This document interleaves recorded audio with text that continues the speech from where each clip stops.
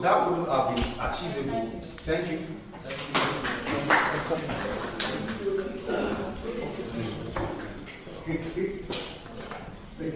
All right. Your name? OG Dixon. OGD. Dixon. OG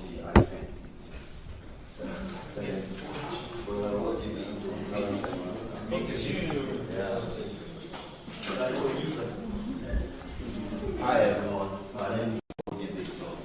So I'm trying to explain what I felt when I saw the Abiku sculpture. Okay. The Abiku is not an ordinary child.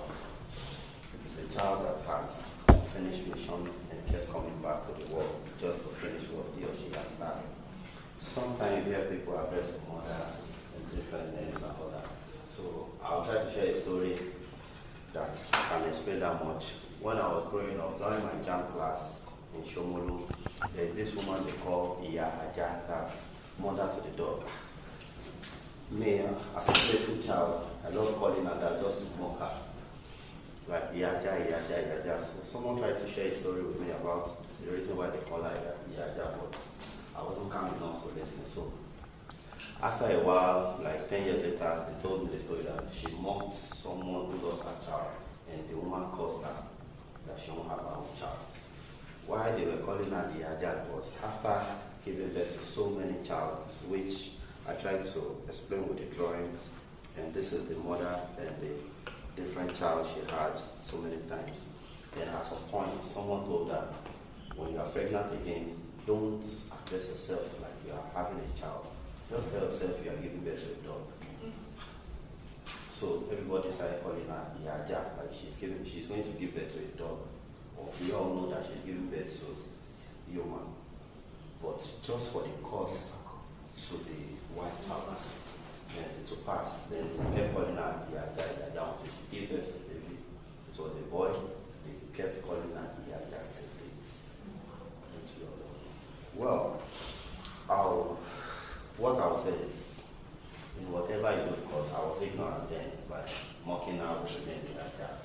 But please, love is not a spoken word, it is an action word. Peace out. Let's go.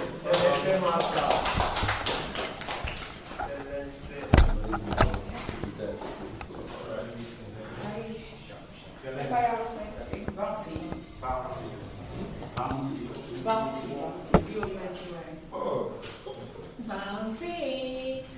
Hi everyone, Empire of Smith. Empire got your world. Empire of Smith. So I'm going to be saying a story, let me say talking about a story on this Misograt by Isaiah Kamtra. It's in mixed media on a canvas. So are you still contemplating about civilization in Nigeria? Civilization has done more good than harm to me.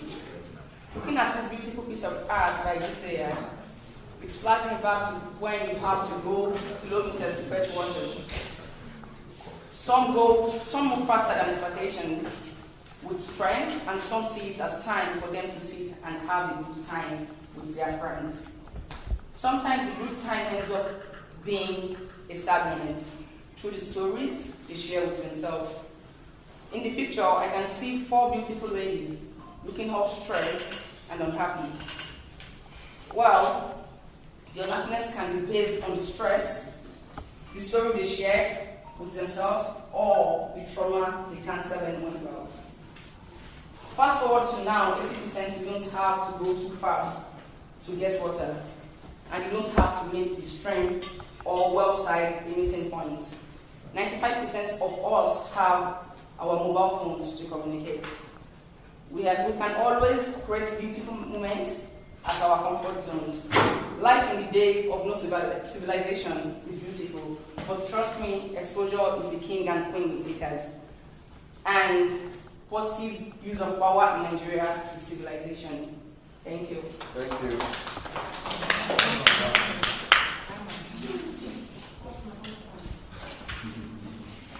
Greetings everyone, my name is Ukemu Chidema Asunada Chidema, aka Asan. Okay, this is my point of view on the artwork of Dimpa by George Idozie. So that was actually 1972 in the section of faith. So as an Igbo Indian, actually, I was particular about the Monko paper.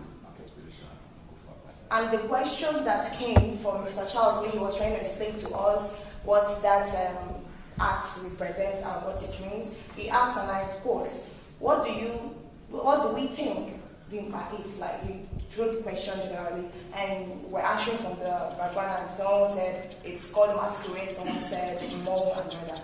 But Mo actually represents to me spirits, and he said, yeah, that's the right word, spirits. So the masquerade name came from actually looking at how it appears physically, and they tag it masquerade because sometimes it's just like always rowdy. But in Igbo land, some of these things we call masquerade are resurrected, they are generated, they are being invoked.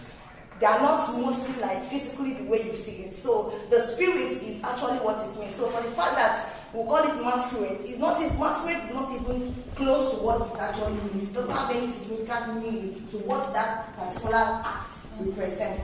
So with that, someone else mentioned for me exactly what it means, thing by represent to me, and means spirit. This actually brought me to the saying that said, knowledge is power, and anything you don't know is bigger than you. Now, to further explain why I said this, many people have only understand so many of our spirit images as only masquerade, which comes from the physical look of it, and as such, have abused or belittled what it actually represents without knowing the repercussion. This actually as well causes them harm, whether they understand it, know it or not. And this actually happens in an everyday life in society, whereby we neglect or belittle our faith, power, and truth because of ignorance or misinformation. And as such, and has hindered our progress, and as such, we can't be more productive, understanding, and have ability to cause change and impact effectively in our society, even in the present day.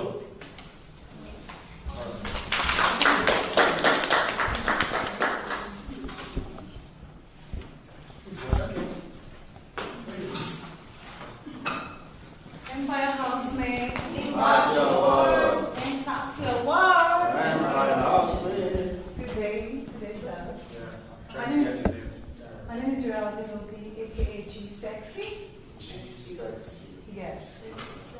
I was inspired by the ballet boss and the Beast of Power 2019 by Tony and so forth. So I wrote this little piece based on that. When I was a child, my mother once told me that I would become a future leader of this great nation, Nigeria. So with so much enthusiasm, passion, I began to walk in the path of a true Nigeria. I said, walk the journey of life. The journey began to grow thin. The passion diminished. I was torn apart by the hardship of our people. I realized everyone saying it go better someday, trying to console themselves. The great path, the level of our heroes' path are now in vain because of the abuse of power. So I saw many of our intelligent youths leaving the shores of the country, trying to search for greener pastures where we have a beautiful country. The leadership that was meant to be for the young are now occupied by our grandfathers. And I asked myself, where is Nigeria heading to? Where is the pride of Africa? Where is the giant of Africa? I saw corruptions, squanderers, thieves, hoodlums in a broader light. But guess what? When I saw the darkness, I saw an equal, a little bit of light at the end of the tunnel. I saw hope. We will arise and take back our country and make it the best land on earth.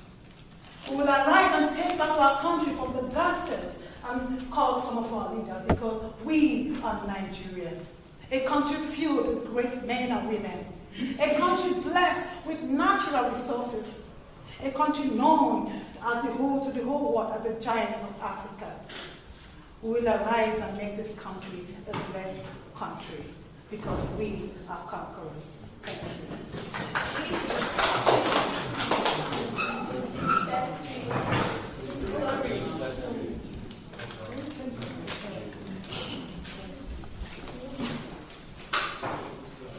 housemates. Good afternoon, ladies. My name is Mike. Alright. I want to talk about a prayer titled Praying by Kota. I look at the frame. I saw a lady kneeling, having her two hands closed, while her mouth was open. On the other side, I saw others standing. This art tells me about different ways to communicate to God. The frame relates to me is not the manner or energy you put while praying. Prayer has to do with faith. The society we live today, some people believe for you to communicate with God, you must pray or practice it in their own way. And I put to you, prayer that has to do with faith. It doesn't matter the way you proceed, the way you act. What matters is that your heart, you have faith. Prayers are answered through different ways. Thank you.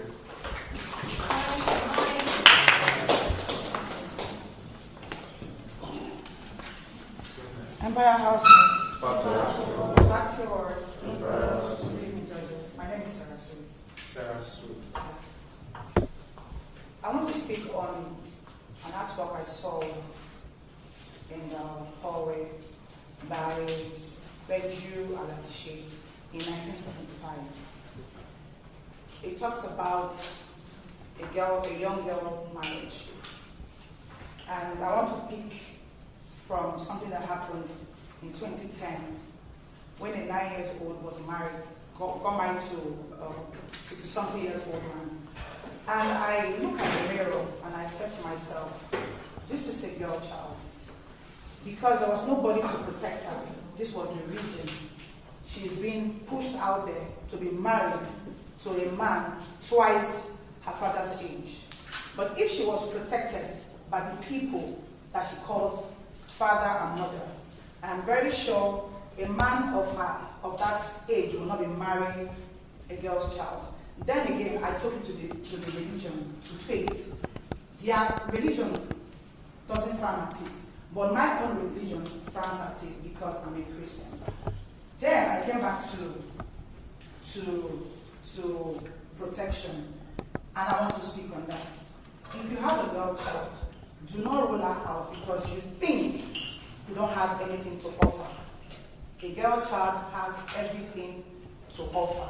A girl child has every positive thing to bring to the table. I'm a girl child. If I was brought up by my family, I am very sure that the good things I do in my community today will not be done by me. So please, this is me appealing to Nigeria and this nation to please protect the girl child. Do not write them off because they are female or they are a girl child. Protect them. They need our protection. If you are a father out there, do not sell your child out because of money. If you are a mother out there, try to let your voice be heard. Speak out for that child. I know your voice will not come out because we live in a world that is governed by, powered by men. But still speak. One day, somebody out there will hear your voice and will say, indeed, this child, a girl child, needs to be protected. So please, this is me saying, if a child is not ready or right for marriage, should not be put out there to be a child.